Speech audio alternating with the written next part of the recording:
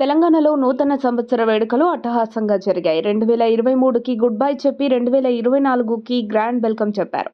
మార్పునకు శ్రీకారం చుట్టిన సంవత్సరం 2023 అని, దానికి సంతోషంగా వీడ్కోలు పలుకుతూ ప్రజల ఆకాంక్షలకు అనుగుణంగా కొత్త ప్రభుత్వం ముందుకు సాగుతుందని సీఎం రేవంత్ అన్నారు. కోటి ఆశలు, సరికొత్త ఆంక్షలతో నూతన సంవత్సరాన్ని ఆహ్వానించారు. కేక్ కటింగ్లు, డీజే మోతలు, ధూమ్ధామ్ నృత్యాలు, తీన్మార్ స్టెప్పులతో పట్నం నుంచి పల్లె వరకు ఆటపాటలతో హోరెత్తింది. ఎటు చూసినా నయా జోష్తో సంబరాలు అంబరాన్నంటాయి. సాధారణ ప్రజలు మొదలు అధికారులు, రాజకీయ నాయకుల వరకు కొత్తేడాది వేడుకల్లో పాల్గొన్నారు. ఈ క్రమంలోనే ఆదివారం తెలంగాణ ఐఏఎస్ అధికారుల సంఘం క్లబ్లో న్యూ ఇయర్ వేడుకలు నిర్వహించారు.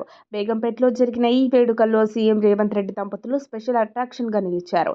వేడుకకు హాజరైన అధికారులను సీఎం పేరు పేరున పలకరించారు. అందరితో నవ్వుతూ ఫోటోలకు పోజులిచ్చారు.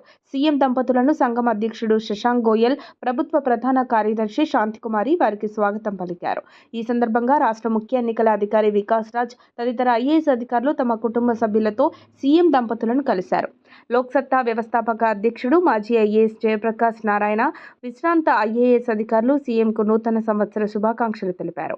ఇక ఈ వేడుకకు ఐఏఎస్ అధికారులు హరిత, నిఖిల, ఆమ్రపాలి, విజయేంద్ర, కుర్రాలక్ష్మి, శ్రీ దేవసేన, శృతి ఓజా, సిఎస్ శాంతికుమారితో పాటు తదితరులు హాజరయ్యారు. ఈ నూతన సంవత్సరాన ఇందిరమ్మ రాజ్యంలో ఇంటింటా సౌభాగ్యం, తెలంగాణ రాష్ట్రంలో ప్రతి ఇంటా సంక్షేమం, అందరికీ నూతన సంవత్సర శుభాకాంక్షలు అని సీఎం రేవంత్ ట్విట్టర్ వేదికగా ట్వీట్ చేశారు.